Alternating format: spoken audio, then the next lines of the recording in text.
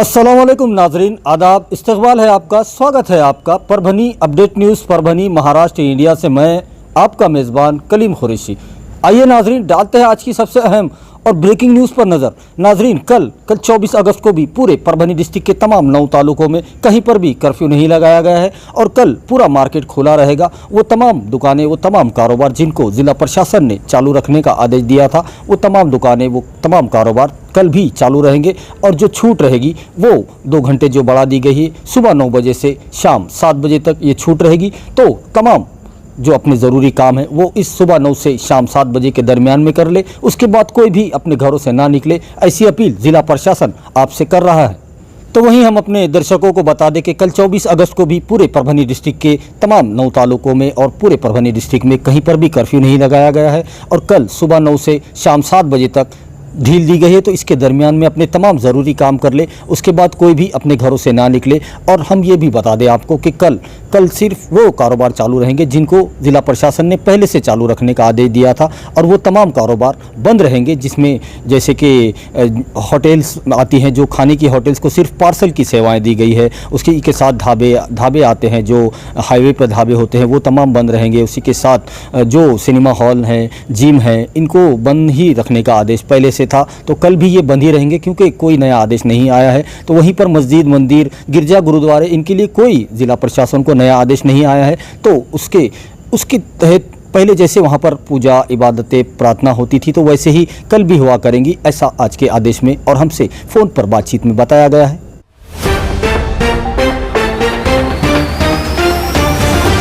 आइए नाजरीन, डालते हैं आज की दूसरी सबसे अहम खबर पर नज़र। दूसरी जो सबसे अहम खबर है, जो रोज़ाना मेडिकल बुलेटिन निकलता है, जो प्रेस नोट निकलती है सिविल हॉस्पिटल की जानिब से, तो आज भी 23 अगस्त की जो प्रेस नोट आई है उसमें बताया गया है कि कुल मिलाकर जब से कोरोना वायरस परभनी में दाखिल हुआ है तब से लेकर आज 23 अगस्त तक कुल मिलाकर 12,720 लोगों के स्वैब के नमूने लिए गए थे, ताकि पता किया जा सके कि इनमें कोरोना वायरस की कितनी अलामतें हैं। और वहीं पर इनमें से जो निगेटिव आए हैं उनकी जो तादाद निकल कर आई है वो 10,456 बताई जा रही है। तो ये 12,720 में से 10,456 लोग ऐसे पाए गए जिनमें कोरोना वायरस के कोई भी लक्षण, कोई भी अलामतें उनके अंदर नहीं मिली है। वहीं पर अगर पॉजिटिव की बात की जाए तो पूरे परभनी डिस्ट्रिक्ट में जब से कोरोना वायरस परभनी में दाखिल हुआ है तब से लेकर आज 23 अगस्त तक 2011 पेशेंट पॉजिटिव मिलने की बात बताई जा रही है। तो वहीं पर डिस्चार्ज की बात की जाए तो 798 पेशेंट ऐसे बताए जा रहे हैं जो कोरोना वायरस की चपेट में थे, उन्होंने पूरी तरह से सेहतयाब होकर वो अपने घरों को जा चुके हैं। ऐसे पेशेंट की तादाद 798 बताई जा रही है। 798 पेशेंट ऐसे हैं जिन्होंने कोरोना वायरस को मात दे दी है और वो पूरी तरह से सेहतयाब होकर अपने घरों को जा चुके हैं। वहीं पर अगर मरने वालों की बात की जाए तो पूरे परभनी डिस्ट्रिक्ट में जब से कोरोना वायरस परभनी में दाखिल हुआ है तब से लेकर आज 23 अगस्त तक कोरोना वायरस के चलते मरने वालों की तादाद 96 बताई जा रही है। 96 पेशेंट और ऐसे थे ये कोरोना वायरस से जिनकी मौत हुई है, इनके जो आंकड़ा है वो 96 बताया जा रहा है और ये आज की प्रेस नोट में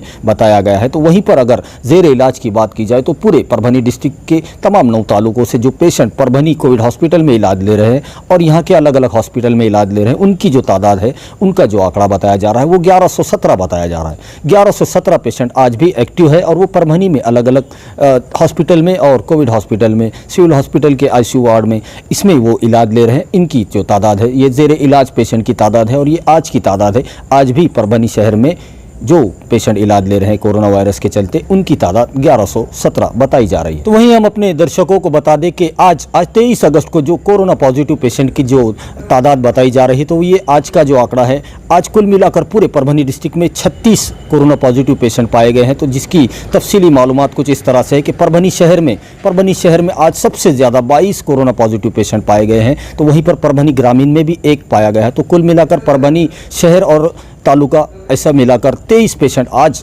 23 अगस्त को मिलने की बात बताई जा रही है। तो वहीं पर सेलू में भी 2 कोरोना पॉजिटिव पेशेंट मिले हैं। तो सेलू ग्रामीण में भी 3 मिले हैं कोरोना पॉजिटिव पेशेंट। तो उसी के साथ पालम तालुके में भी 1 कोरोना पॉजिटिव मिला है। तो उसी के साथ गंगाखेड़ ग्रामीण में 1 मिला है। तो उसी के साथ जिंतूर ग्रामीण में भी 1 कोरोना पॉजिटिव पेशेंट मिलने की बात बताई जा रही है आज 23 अगस्त को। तो वहीं पर पूर्णा शहर के अंदर भी 3 कोरोना पॉजिटिव पेशेंट मिले हैं। तो उसी के साथ पूर्णा ग्रामीण में भी 1 कोरोना पॉजिटिव पेशेंट मिला है। तो उसी के साथ जो हमारे पड़ोस का डिस्ट्रिक्ट है, पड़ोस का जो ज़िला है बीड़ से भी आज यहाँ पर एक 5 साल की बच्ची जो धारूर की रहने वाली बताई जा रही है, उस 5 साल की बच्ची को भी यहाँ परभनी में कोरोना पॉजिटिव पाया गया है उसको भी। तो इसको मिलाकर कुल मिलाकर पूरे परभनी डिस्ट्रिक्ट के 35 और बीड़ से आई हुई एक 5 साल की बच्ची, इसको मिलाकर 36 कोरोना पॉजिटिव पेशेंट आज 23 अगस्त को मिलने की बात बताई जा रही।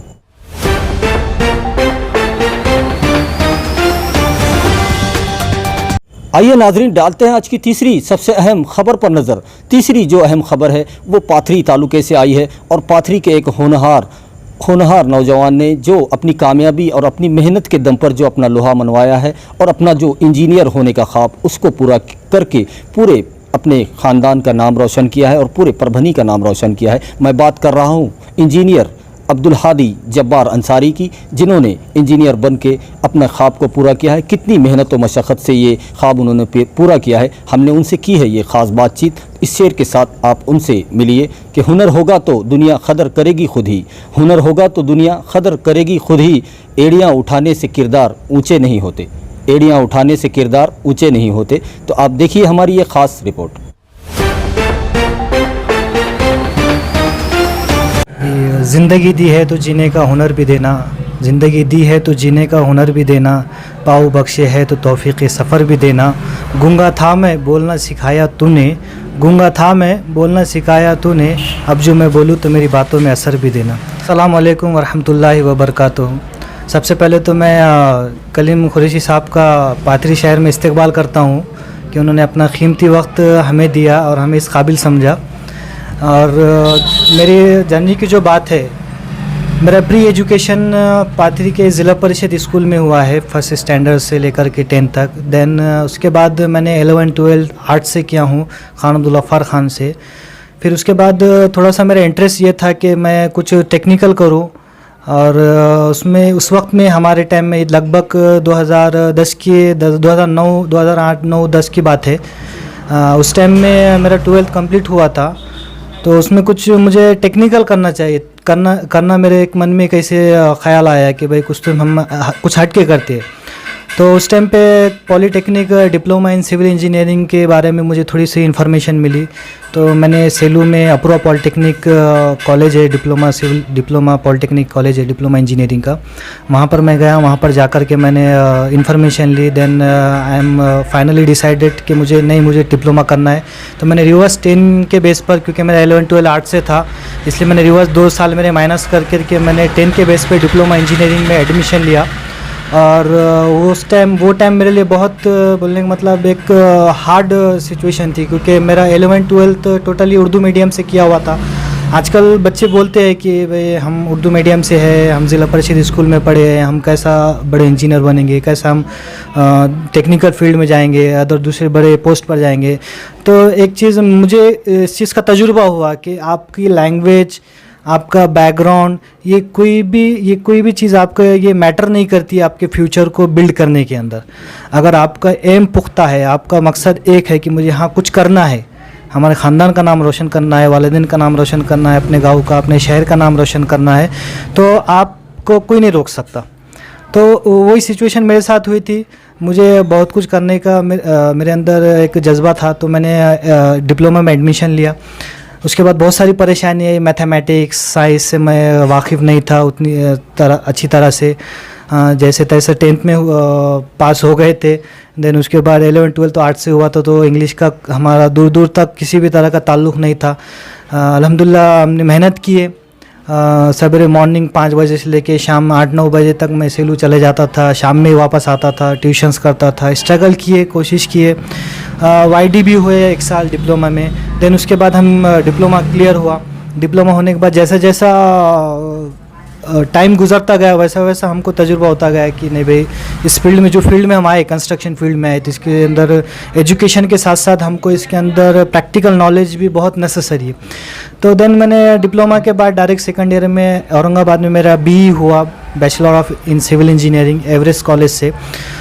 उसके बाद मैंने कॉलेज जॉब करते करते ही मैंने डिग्री मेरी कंप्लीट की, क्योंकि फाइनेंशियली प्रॉब्लम था, एकदम मिडिल क्लास से भी थोड़ा बिलो फैमिली बोले तो चलेगा। BPL फैमिली से मैं ताल्लुक़ रखता हूँ। वालिद साहब हमारे मैकेनिक का काम करते थे, 2 व्हीलर ऑटोमोबाइल। सो माशी हालत थोड़ी कमज़ोर होने की वजह से मैंने जॉब करना बेटर वे समझा। मैं जॉब करते करते मैंने मेरी तालीम को जारी रखा। बहुत सारी परेशानी आई, बहुत सारी दिक्कत आई, बट एक बोलते हैं ना, आपका अगर कॉन्सेंट्रेट है आपके फ्यूचर के ऊपर, आपको किस लक्ष्य को जाना है, तो आप बिल्कुल जाएंगे। आपको किसी भी तरह का ऑब्स्ट्रक्शन नहीं रोक सकता। डॉक्टर एम विश्वेश्वरैया का एक थॉट है, वो कहते हैं if you concentrate you can concrete whole the world. अगर आप कॉन्सेंट्रेट करते हो तो आप पूरे वर्ल्ड के ऊपर छा जाओगे। आप पूरे वर्ल्ड आपको नहीं रोक सकता आपको कामयाब होने से। तो ये जर्नी चलती रही। मैं फिर डिग्री के साथ साथ मैंने तो औरंगाबाद में पहले 6 महीने मेट्रो कंस्ट्रक्शन में काम किया। देन उसके बाद मैं शिफ्ट हुआ मुंबई के अंदर। मुंबई में मैंने 1 साल है तो एमएमएस डेवलपर्स के पास से तो काम किया। सेकंड प्रोजेक्ट का वक्त था बहुत बड़ा। वहाँ से एक्सपीरियंस लेने के बाद जब मैं फाइनल ईयर 3rd ईयर मेरा कंप्लीट हुआ डिग्री का, तो थोड़ा प्रोजेक्ट का वगैरह कॉलेज वगैरह ज़रा मेरा कांटेक्ट टूट रहा था बोल करके कॉलेज से थोड़ा परमिशन का दिक्कत आ रही थी। खैर वो दिक्कत का सामना करके मैंने वहाँ से जॉब से रिज़ाइन दे करके औरंगाबाद आया। औरंगाबाद आके मैंने हमारे एक मकसूद बिल्डर बोल करके मिटमिटा के अंदर उनके रो हाउसेस का काम चालू था उस टाइम पे। तो उस टाइम पे मैं उनके पास job as a site engineer बोल के काम किया औरंगाबाद में रहते हुए, और मैंने तालीम भी वहीं पर कंप्लीट की। उसके बाद फिर मैंने 1.5 साल है तो MES मिलिट्री इंजीनियरिंग सर्विस होता है जो मेंटेनेंस डिपार्टमेंट है औरंगाबाद का। तो अल्हम्दुलिल्लाह पूरा मेंटेनेंस डिपार्टमेंट जो मिलिट्री का मेंटेनेंस डिपार्टमेंट था वो पूरा मेरे हाथ में था। मैं वहाँ का मेंटेनेंस देखता था। देन उसके बाद भुसावल का भी MES मिलिट्री इंजीनियरिंग का डिपार्टमेंट, हमारे एक कॉन्ट्रैक्टर थे शमीम साहब, तो उनके पास मैंने जॉब किया।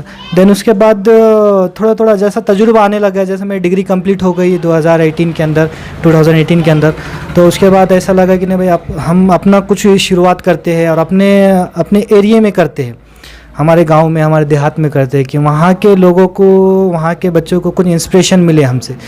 देन मैंने कॉलेज सेलू के अंदर अपूर्वा पॉलिटेक्निक कॉलेज, जहाँ से मेरा डिप्लोमा हुआ, वहीं पर मैंने ज्वाइन किया एज अ लेक्चरर बोल करके BE के पर, और मैं 1 साल एज अ लेक्चरर वहाँ पर मैंने ड्यूटी किया। उसी के साथ साथ मैं फिर साइड में काम मैंने स्टार्ट कर लिया था मेरा। और देन उसके बाद आफ्टर 2019 में मैं HOD के पोस्ट पर वहाँ पर आगे मेरा प्रमोशन हुआ। अभी करंट में वहाँ पर HOD के पोस्ट पर भी है। तो जिस कॉलेज में मैंने डिप्लोमा किया था 2010 में, कभी सोचे नहीं थे कि एक वक्त ऐसा आएगा कि वहीं पर हमें तो हेड ऑफ़ द डिपार्टमेंट के पोस्ट पर बढ़ जाएंगे। तो अल्हम्दुलिल्लाह अल्लाह ने वो भी वक्त दिखाया। फिर धीरे धीरे हालात सुधरते गए, सारी चीज़ें जो परेशानी का दौर था वो ख़त्म होते गया। देन उसके बाद हमारे पाथरी में और सेलू में ऐसा एक फील हुआ कि भाई हमको साइड में भी कुछ करना चाहिए, क्योंकि आखिर जॉब से एक खुद का बिज़नेस डेवलप करना एक मेरा एक एम था कि खुद का बल पर खुद अपना एक बिज़नेस डेवलप करे। तो उसके बाद मैंने साइड में काम हमारे स्टार्ट हुआ अल्हम्दुलिल्लाह। पाथरी में रिस्पांस मुझे बहुत अच्छा मिला, और उसके बाद मैंने ऐसा सोचा कि हम एक ऑफ़िस भी डाल देते हैं। तो पाथरी में अखाड़ा मस्जिद के सामने हमने एक पिछले साल नवंबर में हमने लक्की कंस्ट्रक्शन के नाम से हमारे ऑफिस का उद्घाटन किया। और उसके बाद हम नगर पालिका से रजिस्ट्रेटेड भी हमारे पास लाइसेंस है, प्लस सेलू के नगर पालिका से भी रजिस्ट्रेटेड लाइसेंस है। और इसके साथ साथ फिर हालात बनते गए, अल्लाह ने रास्ते निकालते गए धीरे धीरे। फिर सेलू में भी हमको 1-2 काम मिलना शुरू है। फिर उसके बाद मैंने वहाँ पर हमारे करीबी थे त्रिमूर्ति कंस्ट्रक्शन, उनके साथ उन्होंने हमको इनवाइट किया कि आप आइए हमारे साथ काम कीजिए। तो मैंने उनके साथ टाइप कर लिया। तो उनके जितने भी वर्क्स है, टेक्निकल वर्क्स है, डिज़ाइनिंग से रिलेटेड हो, कुछ भी वर्क्स हो, अल्हम्दुलिल्लाह मैं वहाँ पर देखता हूँ। उसी के साथ साथ पाथरी में भी पूरे काम अल्हम्दुलिल्लाह मैं देखता हूँ। और उसी के साथ हमारे मंठे में कुछ काम चालू है, और जिंतूर में भी हमारे एक रिसेंट अभी लॉकडाउन की वजह से थोड़ा ब्रेक हुआ है, और 3 प्रोजेक्ट हमारे जिंतूर में स्टार्ट होने वाले इंशाल्लाह। और सेलू में भी हमारे रो हाउसेस है, तो अभी थोड़ा सा बिल्डरशिप के अंदर थोड़ा सा कन्वर्ट, जैसा कि अब धीरे धीरे जैसा जैसा आप आते हो फील्ड में तो आपको पता चलता है कि भाई इसकी डीप कितनी है। जब तक कि हम गड्ढे में जाएंगे हमको पता नहीं चलेंगे इसकी डीप कितनी है। तो जैसे जैसे हम अंदर आ रहे हैं तो हमको एक नई रास्ते अल्लाह ऐसा खोलते रहे, एक नए बिजनेस की अपॉर्चुनिटीज़ हमको मिल रही है।